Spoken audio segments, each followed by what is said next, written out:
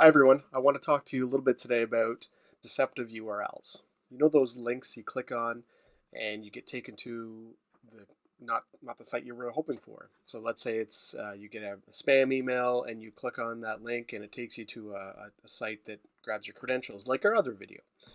So today I would like to just show you how easy it is to create a deceptive URL, but I also want to show you how that works in a real world. So I have already have our phishing site set up, like the previous video where we're harvesting Google accounts.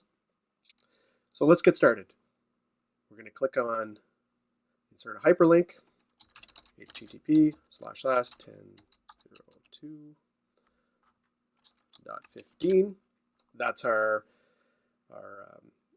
phishing site that we want to actually go to. And here's what we want the people to see. Accounts.google.com, let's say. And we're going to click on apply. Okay.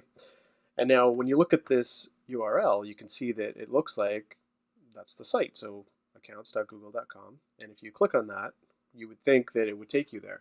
If you move your mouse over it, you can see that it says control click to follow this link. And then you see an IP address. So that's where the link is really going. And in a lot of applications, you can hover your mouse over top of the URL, and whatever it shows you in the preview box is where you're actually going to go to. So that's a quick tip to determine where that link may go to. So let's just click on this and make sure that this works here. All right, so here we go. So what we're going to do is we're going to click on this link and see where it goes. So right away, we thought we were going to go to Google, and it looks like Google because this is our phishing site. We can tell that over in this window on the right-hand side here, we can see our social engineering toolkit all set up, and we've just connected to it, we can tell. And if we put in our email address and our password, just like the other video, we've just phished the email and password. And then, of course, it flips you to the real Google site, right? So then you're going to log in again. Watch the other video if you have any questions about this. So if we wanted this attack to look more legitimate, so it didn't have an IP address or some weird link where it would be very apparent that that was the issue, what we could do is we could go to GoDaddy.com and try and register a domain name. Let's see what's available. This was available the other day, so let's check it. Google.company. And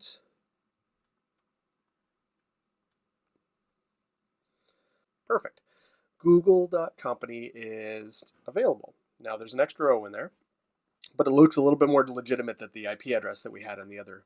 So if we did this, we edited our hyperlink, and let's say we own that domain, we bought it, and we did something like this, accounts.google.company, and we have that extra O in there, and we click OK. Now when we hover our mouse over it, it would be very difficult to see, I think, that was not a legitimate site. And if we own that domain as an attacker, we could funnel you to our phishing site very easily with a bit more setup than what I've done here. So that's where it's, even if you're being very diligent at reading the link that you're going to, it still is possible that you're going to a deceptive site. So the best approach that you could use is if you're going to, especially for banking sites, if you want to log into your email, anything that's more critical for you, or anything for that matter, you can go open up a browser and type in the site directly. If this is the safest way to get to your site or your banking site versus clicking on a link, whether that's in an email message you received or if it's in a link that you got in your Twitter feed or a LinkedIn feed or something like that. It's whenever you go to put in your credentials, you do need to be very conscious of where you're going to. So opening up a web browser, going to the link that you type in, or a link that you've already favorited, is really the safest way. It's not foolproof, but it's the safest way to get to the site that you want to go to put in your credentials. So hopefully you found that video interesting, and thank you very much for watching.